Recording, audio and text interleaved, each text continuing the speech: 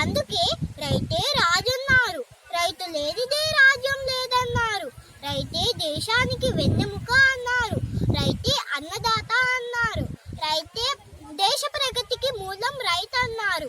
జై కిసాన్ అన్నారు. కానీ ఏమి లాభం? ప్రస్తుతం మా పరిస్థితి మరీ దారుణం. ప్రకృతి ప్రకోపాలకు విలవిలలాడుతూ కరువు కాటకాల కోరల్లో చిక్కుకొని అధికారుల నిర్లక్ష్యానికి గురవుతూ అధిక వడ్డీ రేట్లతో సతమతమవుతూ కల్తీ పురుగు మందులు నకిలీ విత్తనాలతో పంట నష్టాన్నే పొందుతున్న అన్నదాత అనబడే మాకు ఆకలే మిగిలింది. ఆత్మహత్యే శరణ్యమయ్యింది. ఇది ఇలానే జరిగితే పల్లె చిత్రమైపోతుంది. రైతులు తగ్గిపోతారు.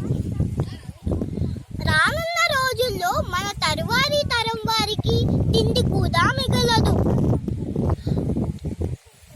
రైతుగా నా ధ్యేయం ధన సంపాదన కాదు. ఒక మనిషికి కడుపు నిండా కూడు పెట్టాలనే సామాజిక బాధ్యత. మాకు కావాల్సింది మీ జాలి కాదు. ఒక వ్యక్తికైనా, కుటుంబానికైనా, సమాజానికైనా మేమే బలం. తిండి కలిగితే కందగలదోయ్, కందగలిన వాడేను మనిషోయ్ అన్నారు. అందుకే నా ప్రార్థన, సమాజ హితం కోసం మమ్ములను కాపాడండి. జై కిసాన్, జై హింద్.